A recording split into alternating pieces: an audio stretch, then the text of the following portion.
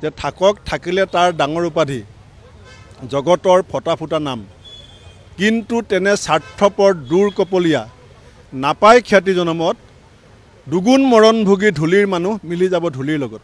কবিতা মই ৰাইজক শুনোৱা নাই, কবিতা হিমন্ত বিশ্ব শৰ্মা ডাঙৰীয়াক শুনাইছোঁ। কাৰণ তেখেত অসমৰ মুখ্যমন্ত্ৰী হিমন্ত বিশ্ব শৰ্মা ডাঙৰীয়া এতিয়া ধনবল আৰু বাহুবলেৰে বলিয়ান হৈছে।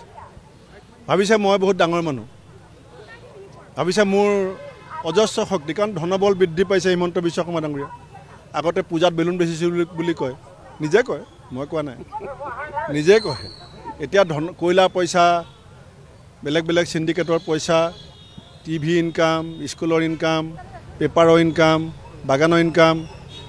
সেইকাৰণে মই তেওঁক শুনাইছোঁ যে থাকক থাকিলে তাৰ ডাঙৰ উপাধি জগতৰ ফটা ফুটা নাম কিন্তু তেনে স্বাৰ্থপৰ দূৰ কপলীয়া নাপায় খ্যাতি জনমত দুগুণ মৰণ ভোগী ধূলিৰ মানুহ মিলি যাব ধূলিৰ লগত।